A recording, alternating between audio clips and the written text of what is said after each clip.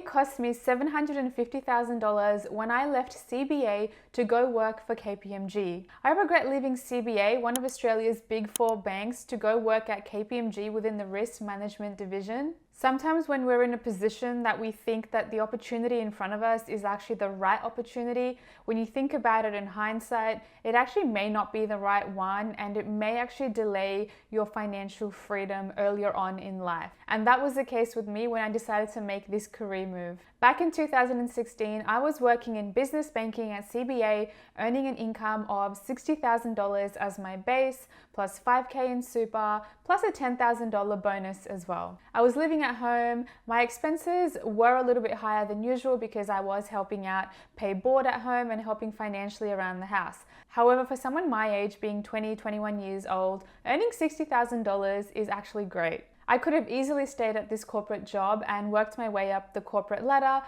earning more income over the next few years. However, at this time, I was actually at university. I was speaking to a lot of lecturers, teachers, tutors, my friends, and what they suggested to me was to apply for a Big Four graduate position, because having one of those names on your CV apparently allows you to have a more successful career down the track. So I applied for KPMG and I got accepted. Obviously, I bought into the hype that now having KPMG listed on my CV would bring me greater success, greater career ambition, greater salary and income over the next few years. But was I wrong? What I didn't realize was that my current job was actually paying me really well.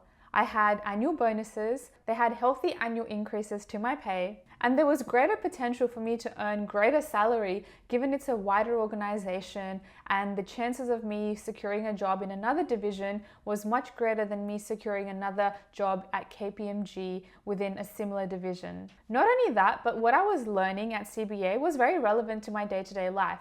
Learning about banking, credit cards, mortgages, it's all very relevant to the everyday individual. But what I did, I joined KPMG and my starting salary was $50,000. It was falling $10,000 short of my CBA income, all for some name on a CV. The following year, my base salary increased to $55,000, and the year after that, it was $58,000. So even after my third year of working at KPMG, I was still earning lower than my first year of working at CBA. This told me everything that I needed to know about the industry. Had I stayed at CBA, I know that I could have had a salary of about $100,000. How do I know this? I stayed connected with some colleagues that remained at CBA, and chatting to them, they told me that they were on packages of $100,000 to $120,000 because they stayed at the same organization and they worked their way out. Now, the reason you may be asking, why is there such a difference between banking and KPMG or a professional audit firm, is because there are so many people wanting to get into a Big Four firm because of the same reason I wanted to get into a Big Four firm. For the status, the reputation, to get that name on a CV is apparently your golden ticket to boosting your career. However, that may be right in some aspects. In terms of the finance aspect, I'm not sure I actually agree. Now let's have a look at the opportunity cost of working at KPMG through numbers. Had I actually invested the money that I had earned back then to be able to purchase investment properties, as opposed to being able to purchase investment properties 3 or 4 years later down the track when I was making $100,000, I could have been in a completely different scenario right now. So in my first year of CBA, I was earning $60,000. Now this wouldn't be enough for me to actually purchase my investment property.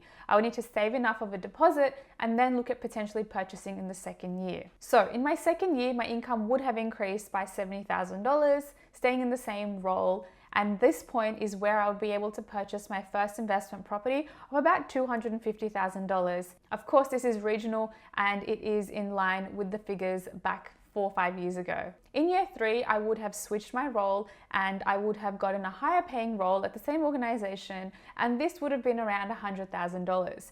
Again, I'm able to purchase another $250,000 investment property. Year 4, had I stayed at this organization, I could have used the equity from my first investment and my second investment. Given I had bought in the right area and the property had appreciated in value, I could have extracted that equity and bought my third investment property, all before the age of 23. The thing with property is that property appreciates, land appreciates. So the earlier you get in, the more fruitful the rewards are going to be in the coming years. Let's compare that to KPMG. In my first year of working at KPMG, I earned $50,000. In my second year, I was at $55,000. And in my third year, I was at $58,000 as a base salary. The income at KPMG would have been too low for me to even be able to afford investment property. And because of that reason, as I went with the KPMG option, I didn't purchase my first investment until after I left KPMG. And that happened to be a career switch into the world of banking. So let's look at some projections. So let's say in my second year of working at CBA, I bought an investment property. Now let's say that was for $250,000 because yes, you can find something for that price back then. And let's keep the return quite conservative. Let's keep it at 7%. So after 1 year, my $250,000 investment would be worth about $267,000. So the opportunity cost of me not going down that path cost me about $17,500. Now let's have a look in my second year. This is where I would have been able to purchase my second investment property. So after 2 years, that same investment property would now be worth $286,000, therefore losing about $36,000 in my second year of holding that investment. So if we have a look at what I've lost here, in terms of the total property value, I would have lost about $554,000. And across those 2 years, I lost about $54,000. Am I kicking myself about that move?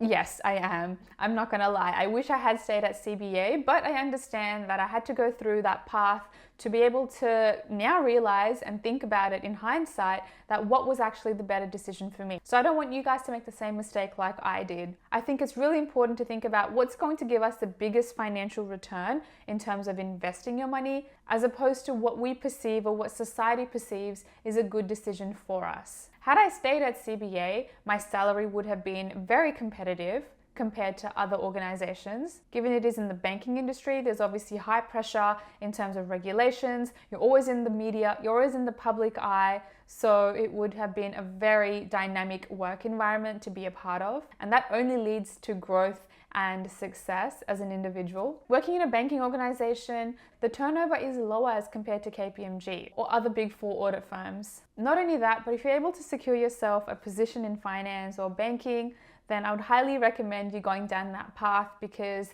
there are multiple avenues for you to increase your wealth, generate high levels of income at an earlier age, and be able to use those surplus funds to invest your money quite early on in life. And if you're thinking why I didn't suggest to buy a home outright, there are reasons to that as well. I have done a video on my channel where I compare renting versus buying, so I'll make sure to link that above and also down below. But that's it for today. I hope you guys really enjoyed this video, and I'll catch you in my next one. Bye guys.